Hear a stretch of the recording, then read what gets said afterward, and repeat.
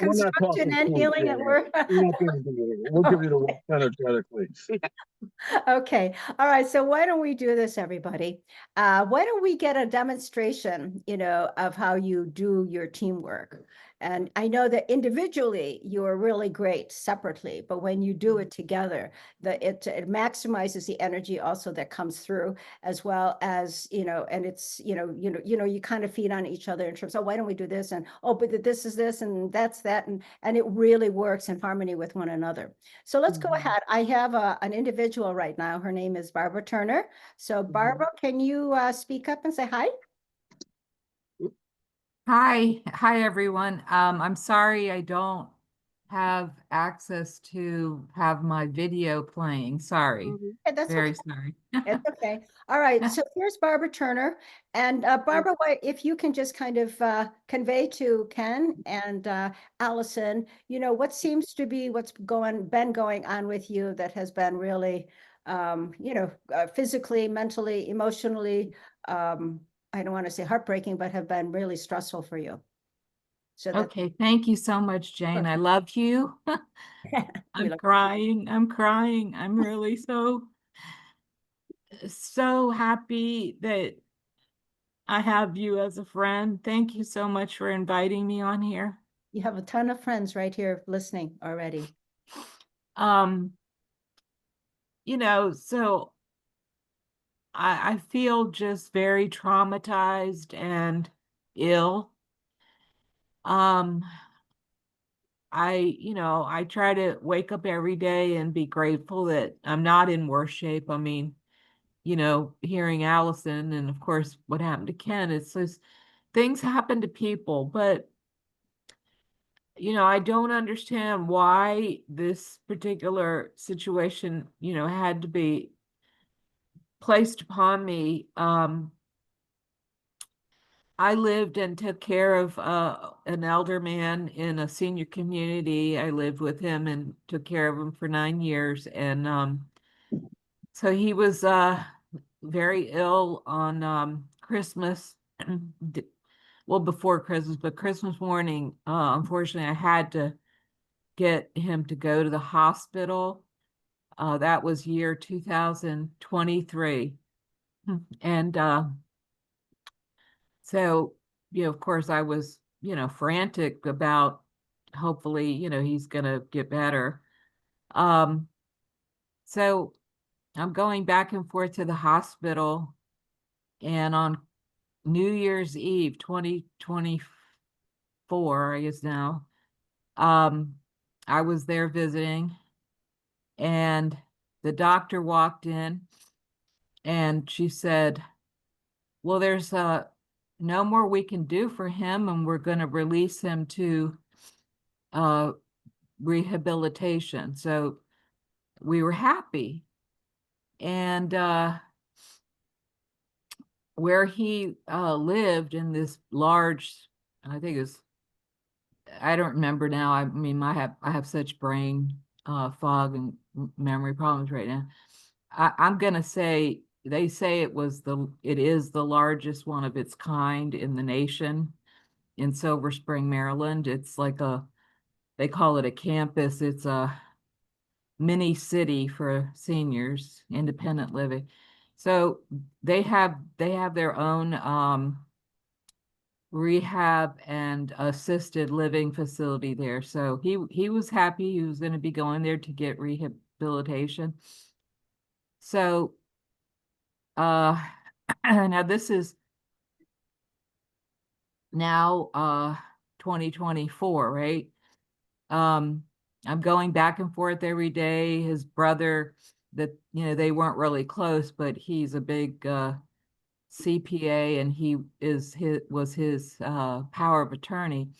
He's supposed to arrange for his transfer. Well, now it's January 19th. I walk into the hospital room and he has a bag of blood getting a transfusion, and I was alarmed. I said, what's happening? And the nurse that was in there, she said, he's hemorrhaging. I said, from where? And she said, his bottom. Well, you know, how would I know that he's laying on his back in the bed all the time when I was there?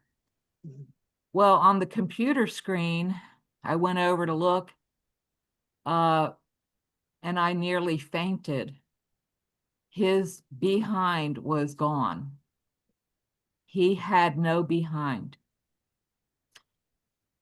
I yelled, I cried, but I could see that it was alarming him. And so I was trying to get composure. And the first thing I thought, I've got to let his brother know. So I took a picture, and the nurse says, "Oh, I don't think you were supposed to do that." Well, obviously. So I call his brother and I sent him the picture and I explained to him what just happened. And he says, "Oh, that's malpractice." And I'm thinking, yeah, duh. So anyways, I was just horrified, and I just didn't know what was going to happen. Well, his brother never came to the hospital the entire time. And then when that picture was sent to him, he finally went to the hospital. I'm going to say January 20, let's say 3rd or something, This year. and 2024. Okay. So he's you know, pushing them. Well, what's happening? We got to get him trans. Well, he goes to the assisted living place, really, one level just below hospice. And I'm going back and forth, and I'm trying, you know, every other day at least, I'm trying to feed him. I'm trying to just be there for him. So, And you know, he doesn't know what's going on. He's laying there. He has no idea his butt is gone, but he knows he's in a lot of pain. okay. So of course they're just trying to put him on morphine. Okay. So now uh I had to watch basically the light go from his eyes. I kept telling him, "Oh, you know, we're going to get you going and you're going to get back to your apartment. You're, you know," just to try to have him feel some encouragement. But it got to a point where all I could do was go in there and just start crying and holding his hand. I um, was praying over him and stuff. And finally, he passed February 27th of 2024. Well, he had told his brother, um, you know, I guess when he realized he was going, that you need to take care of Barbara. Well, he had led me to believe that he had already done that. He was wealthy, and he had his wife had passed 20 some years before. He had no children, but he had said, implied to me that he had changed his will. So to me, that meant he was going to do something for me. Well, apparently he didn't. So he told his brother in the final time, "You take care of her." So his brother said, "Hurry up before he dies. You got to," so this was before he passed, "you got to get an apartment. He wants to pay for it." So it ended up, I rushed to find some place, and they paid 18 months prepaid rent of, and it was a condo. So it was a private owner. They arranged it through. And um, so he passed away. And then I moved in on March 1st. And little did I know, there were literally demons living above me.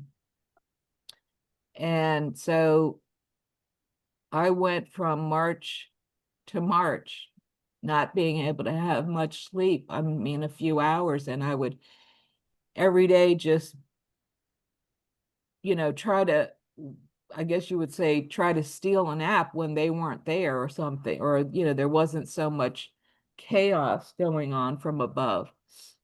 Well, additionally, in July of 2024, I made the mistake of speaking to a woman who has, these are garden style condos. So there's 10 in each building. Her patio is parking lot level, so she sees everybody come and go, and she's sitting out there all the time. So one day in July of 2024, I spoke to her, and man, did I not know that I had just opened up a Pandora's box. July 14th was the day, and then I went to go out somewhere either July 17th or 18th. So now we're just talking a few days after our first and only conversation. I found a threatening note at my door. And she told me, leave the neighbors alone, meaning the ones upstairs, because I was filing complaints. There was overcrowding. It was always chaotic. Like I said, wasn't able to sleep. I couldn't do anything because I could barely keep my eyes open. So she said, you're the problem, you move out. So I went to the management office and showed them the note, and they said, oh, well, you can't prove it because she didn't sign it. And I said, look, I'm telling you, a few days ago, I've had a conversation, everything in the note, she said comments, everything we spoke about is in this note. And she had threatened, just when I left her patio, the last thing she said, you better be careful, they may vandalize your car. Well, I never thought about these people upstairs are going to vandalize my car, so I started worrying about my car. Well, anyway, so now she escalates things to another few days. The lady that lives directly below me filed a false complaint about me, saying that I stomped so hard I broke a light, the ceiling light. Okay, now she takes it further, and I sent her a cease and desist letter. And then she takes it further, and the next thing I know, she has two women that live upstairs that I've never spoken to or interacted with to file a peace order, which I didn't even know existed, anything about a peace order. Now she's put me into the legal system. So I turned around and did a peace order on her. Well, it was denied because I told the commissioner, the court commissioner, and the judge that I felt in fear of this woman and what was she going to try to do next to me. So this escalates to the point where I've been to court between her and those people above more times than probably there's like 500 buildings, 500 units, I'm sorry, 500 units. I've probably been to court 3 times more or 4 times more than any normal person's been in their life, Okay. Okay. So I've been traumatized, and I am thinking to myself, those people moved out January 31st, then they did construction the whole month of February. I finally started able to sleep in March. Okay. So, why in July am I even more tired and lifeless than I even was last year? You've gone through a lot.